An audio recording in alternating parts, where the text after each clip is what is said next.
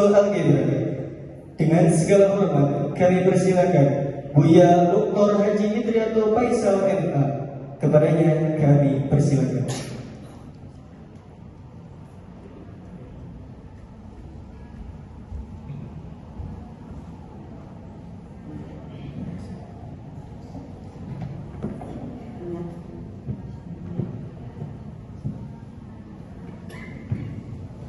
Bismillahirrahmanirrahim.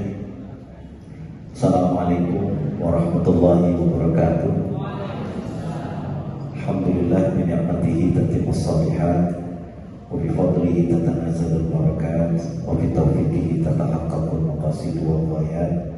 Asyhadu an la ilaha illallah wahdahu la syarika lah wa asyhadu anna Muhammadan abduhu wa rasuluh la nabiyya wa la rasula ba'da. Yang saya hormati Ketua STIP Insida Jakarta, Ibu Dr. Hasnita MPD. Udah lama kita komunikasi cuma di dunia maya. Alhamdulillah ketemu pada hari ini. Beliau saya lihat luar biasa, aktif di MUI juga, kemudian aktivitas akademiknya juga luar biasa. Mudah-mudahan kepemimpinan beliau membawa perubahan besar bagi Insida. Amin ya rabbal alamin. Yang saya hormati, ini tidak asing bagi saya, sering ketemu di sini, Wakil Ketua 3 bidang mahasiswa, Bapak Dr. Asep Kusnadi MPD. Jazakallah khair Pak, terima kasih sudah hadir di tempat ini.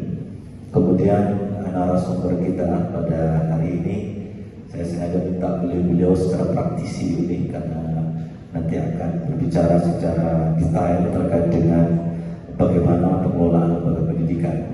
Ini ada Kepala SMP Algebra, Ustaz, bukan Ustazah, bukan. Nah, Ustaz Tufatul Jannah, SPD, MPDI, MPD. Beliau ini dulu di Taufik, sudah keliling di beberapa sekolah. Saya ketemu beliau atas rekomendasi dari Dinas Pendidikan Provinsi. Saya datangi ke sekolahnya, saya datangi ke yayasannya. Kita minta beliau mengabdi di sini. Alhamdulillah, beliau sekarang jadi kepala SMP dan alhamdulillah SMP kita terakhir kemarin akreditasinya A. Alhamdulillah. Tepuk tangan buat beliau. Ya, dan juga sekarang kami sedang menunggu hasil akreditasi SMA kami, mudah-mudahan dapat A juga. Amin. Dan itu dikomandoi langsung oleh Ustaz Fatul dan tim atas kolaborasi kita semuanya. Kemudian nanti ada juga kepala SMA kita, Buya Harnadi, ini alumni ITB, dulu kepala sekolah di Jakarta, sekarang diminta untuk mengabdi jadi kepala sekolah SMA di sini. Mudah-mudahan dengan masuknya beliau SMA makin kuat insya Allah. Tepuk tangan buat Pak. Kemudian ada Wakil Direktur Kepesantrenan. Ini namanya kalau salah-salah juga dianggap Ustazah ini ya. Fitrah Ustazah Faiz. Ini orang Sumatera, tapi sudah tergadai ke tanah Jawa. Ya, karena istrinya orang Jawa, ya, dan alumni Al-Azhar Mesir. Ya, jadi beliau ini jangankan Kairo, itu jalan gang-gang di Kairo tahu ya.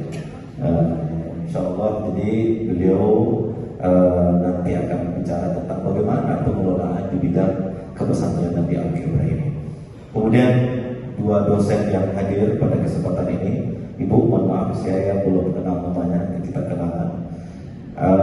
Tadi ada juga mahasiswa dunia maya, ya, yang belum ketemu kecuali di sini. Mana tadi? Oh, tadi ketemu ya sama saya ya. Saya bilang kok belum masuk?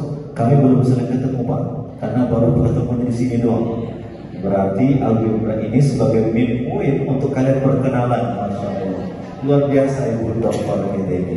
Ada ibu semua mahasiswa Sekolah Tinggi Ilmu Tarbiyah yang mudah-mudahan kehadiran kita di sini insya Allah akan menjadi berkah, karena kami nanti akan menyampaikan bagaimana pengelolaan lembaga pendidikan di Algebra ini, sekaligus nanti mungkin ada sharing antara Anda semua dengan kita-kita.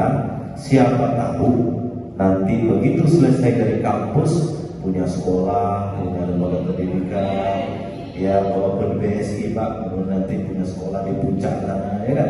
Ya walaupun di mana nanti punya lembaga pendidikan, modalnya itu insya Allah. Bapak Ibu sekalian, ada di semua mahasiswa yang saya hormati, saya diminta untuk speech terkait dengan lembaga ini, terkait dengan tema kita. Kalau kita, barusan Kementerian Agama mengeluarkan satu buku judulnya Pendidikan ala Nabi.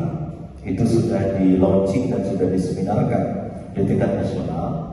Salah satu yang disorot adalah pendidikan terbaik itu memang pendidikan Islam. Bahkan kemarin saya menghadiri sebuah diskusi di Jakarta, ya kalaulah kita bicara tentang pendidikan holistik, Jepang, negara-negara maju, pendidikan yang paling holistik itu ada di Nusantara ini, yang namanya pondok pesantren. Pendidikan yang paling holistik itu ada di pondok pesantren itu. Makanya kalau kita merujuk kepada ajaran-ajaran profetik kenabian, Rasulullah SAW itu kan sosok yang muadzib. Beliau yang mendidik luar biasa. Nah, kenapa Rasulullah SAW itu sebagai muadzib, teman-teman sekalian? Paling tidak corak pemikiran seseorang, karakter seseorang itu ditentukan oleh 3 hal. Yang pertama adalah orang tuanya, yang kedua adalah apa yang dia baca, yang ketiga adalah lingkungan di mana dia berada. Ini sinergitas seluruh sumber daya manusia. 3 inilah yang menurut riset yang akan mempengaruhi karakter seseorang. Yang pertama ayah orang tuanya dan ibunya, yang kedua lingkungan di mana dia berada, yang ketiga bacaan apa yang dia baca.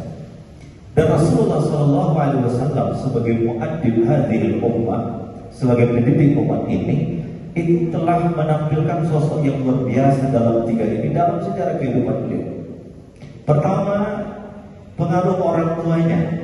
Sayyidina Muhammad SAW itu hampir tidak dipengaruhi oleh orang tuanya. Kenapa? Abu mata qabla wiladatihi. Ibunya, bapaknya wafat sebelum beliau lahir. Begitu dia lahir, dia tidak dididik di tanah Makkah. Dia dibawa ke sebuah tempat yang jauh dari Makkah, dididik oleh seorang wanita namanya Halimah. Kemudian tidak lama kemudian dikembalikan kepada ibunya, dan ibunya pun meninggal dunia. Persis Nabi Muhammad tidak mendapatkan pengaruh negatif dari pendidikan orang tuanya. Yang kedua, Nabi Muhammad SAW juga selamat dari pengaruh bacaannya. Kenapa? Nabi Muhammad itu adalah an-nabiyul ummi, la yastati' an yaqra' wa la yaktub, tidak bisa membaca dan juga tidak bisa menulis. Sehingga waktu Nabi Jibril alaihissalam datang kepada Nabi Muhammad dengan membawa Iqra, itu kan Nabi menjawab apa? Saya tidak bisa membaca. Jadi Nabi Muhammad persis tidak dipengaruhi oleh literasi apa yang dia baca.